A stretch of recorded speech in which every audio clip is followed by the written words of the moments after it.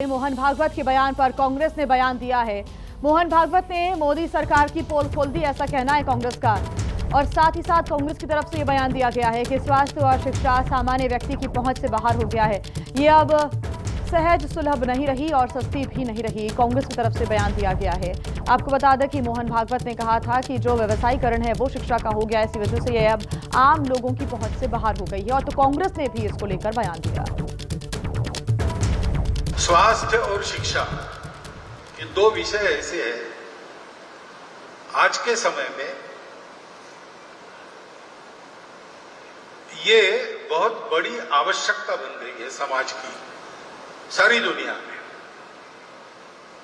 तो हम देखते हैं कि इसके लिए आदमी अपना घर बेच देगा लेकिन अच्छी शिक्षा में अपने लड़कों को भेजेगा, अपना घर बेच देगा लेकिन अच्छी जगह अपनी चिकित्सा हो इसका प्रबंध करेगा। और सबसे अधिक आवश्यकता सबको प्रतीत होती है स्वास्थ्य के लिए, शिक्षा के लिए। लेकिन दुर्भाग्य ऐसा है कि ये दोनों बातें आज सामान्य व्यक्ति के पहुंच से बाहर। वहीं उत्तर प्रदेश के बुलंदशहर की बात करें तो यहां पर तेंदुए की दहशत लगातार फैली हुई है। औरंगाबाद के वन क्षेत्र में ये तस्वीरें सामने आई हैं और इसकी तस्वीरें तब सामने आई जब कार सवार राहगीरों ने इसका वीडियो बना लिया। देखिए, अंधेरे में चमकती दो आंखों पर रोशनी पड़ी कि ये तेंदुआ है। कार सवार काफी देर तक तेंदुआ देखकर रुके रहे। उसकी मूवमेंट पर नजर रखने के लिए रोशनी डालते, लेकिन तेंदुआ वही जमा रहा।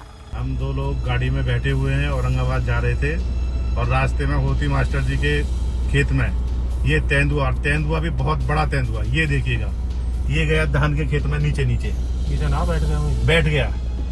डरने का बिल्कुल नाम नहीं ले रहा है तेंदुआ। और हम काफी देर, हमें 10 मिनट हो गए यहाँ पे खड़े 3-4 मोटरसाइकिल वाले भी निकले हैं, सभी को हमने आराम से निकाला है। वन विभाग ने लोगों से सावधान रहने की अपील की है। साथ ही वन विभाग की टीम ने फुटस्टेप और अन्य साक्ष्य के आधार पर तेंदुए की तलाश शुरू कर दी है। वहीं उत्तर प्रदेश के एटा में हैरान करने वाला मामला सामने आया। यहां पर एक बोरवेल में बकरी गिर गई थी। जब ग्रामीण बकरी को निकालने के लिए बोरवेल में उतरे तो वहां पर एक मगरमच्छ बैठा मिला, जिसके बाद कुछ लड़कों ने बोरवेल में उतरकर मगरमच्छ को पकड़ लिया और उसे वहां से बाहर निकालने की कोशिश की, लेकिन वो छूटकर फिर गड्ढे में जा गिरा। मगरमच्छ को बोरवेल से निकालने के बाद लोगों ने उसके मुंह पर रस्सी बांधी और उसे कंधे पर लादा और बाइक तक लेकर आए, लेकिन मगरमच्छ काबू में नहीं आ रहा था, जिसके बाद उसकी मुंह की रस्सी को कसा गया। इस दौरान एक आदमी ने लापरवाही दिखाते हुए मगरमच्छ के मुंह को छूने की कोशिश तो की, लेकिन उसने झपटा मारा, जिसके बाद उस आदमी ने उसको चांटे भी मारे। इसके बाद 3 लड़कों ने मगरमच्छ को बाइक की सीट पर लादा और अपने साथ ले गए। गांव वालों ने वन विभाग का इंतजार किए बिना उसे काली नदी में छोड़ दिया। वहीं उत्तर प्रदेश के शाहजहांपुर के कटरा विधानसभा से बीजेपी विधायक वीर विक्रम सिंह एक गांव में पानी की टंकी का उद्घाटन करने के लिए पहुंचे थे, लेकिन मंच पर रिबन काटने से पहले ही ग्रामीणों की शिकायत ने उनका पारा चढ़ा दिया। गांव वालों ने विधायक जी को बताया कि पानी की टंकी तो बन गई है, लेकिन घरों में पानी तो आ नहीं रहा है, जिसके बाद विधायक जी का गुस्सा 7वें आसमान पर पहुंच गया और वो वहां मौजूद अधिकारियों पर भड़क उठे। गरीब आदमी के पानी नहीं पहुंचा, उधर हमारे धोबी लोग रहते उनके पानी नहीं पहुंचा, पाल लोग रहते उनके पानी नहीं पहुंचा। विधायक जी का गुस्सा यही नहीं थमा, बल्कि उन्होंने घर घर जाकर अधिकारियों के सामने लोगों से पूछा कि क्या पानी आ रहा है। पानी आ रहा अधिकारियों को फटकार के साथ विधायक ने नसीहत दी कि ऐसे काम करेंगे तो फिर वो वोट कैसे मांगेंगे। पूरा गांव कह रहा है यहाँ पानी नहीं आ रहा, पूरा गांव बताया, मैं वीडियो कॉल करके आपको बता दूंगा। और ये तो ऐसा कर रहे हैं, अगली बार हम गांव वोट मांगना मुश्किल पड़ जाएगा मुझे। विधायक की फटकार के बाद अधिकारियों ने जल्द पानी मुहैया कराने का वादा किया।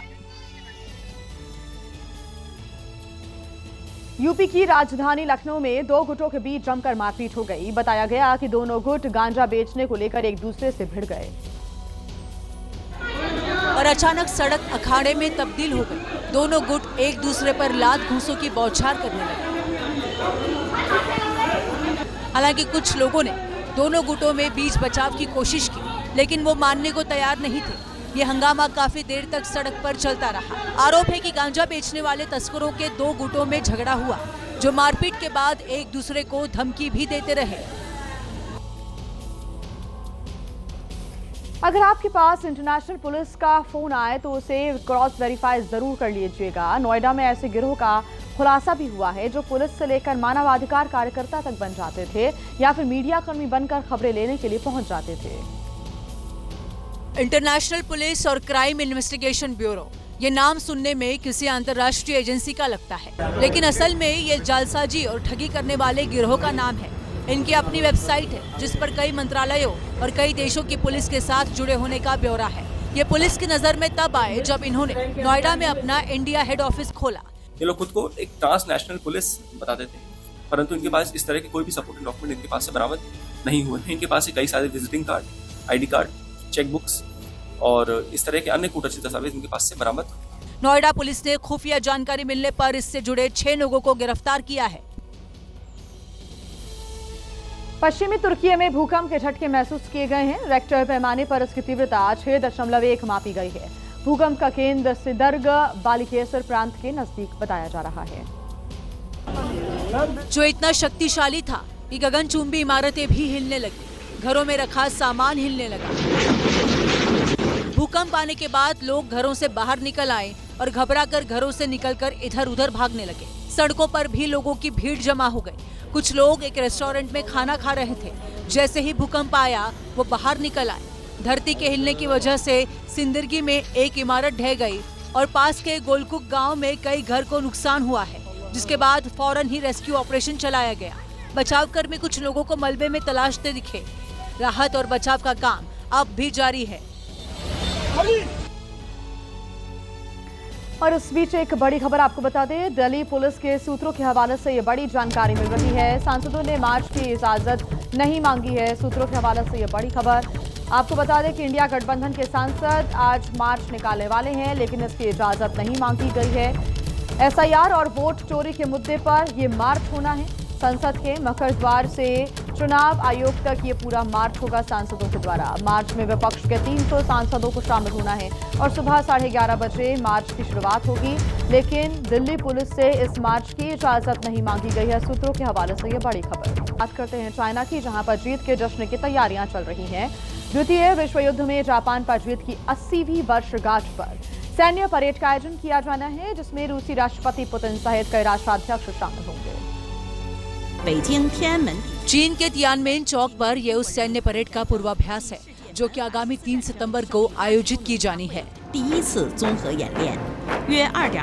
द्वितीय विश्व युद्ध में जापान पर विजय की 80वीं वर्षगांठ के उपलक्ष्य बीजिंग में सैन्य परेड का आयोजन होना है। चीन की सरकारी मीडिया के मुताबिक शनिवार को आगामी परेड के लिए अपना पहला पूर्वाभ्यास किया गया। विजय वर्षगांठ के उपलक्ष्य में आयोजित होने वाली सैन्य परेड में चीन अपने नए हथियारों का प्रदर्शन भी करेगा। राष्ट्रपति और सेना प्रमुख शी जिनपिंग इस अवसर पर भाषण देंगे। चीन के सरकारी टीवी के मुताबिक रूसी राष्ट्रपति व्लादिमीर पुतिन और कई राष्ट्राध्यक्ष इस कार्यक्रम में शामिल होंगे।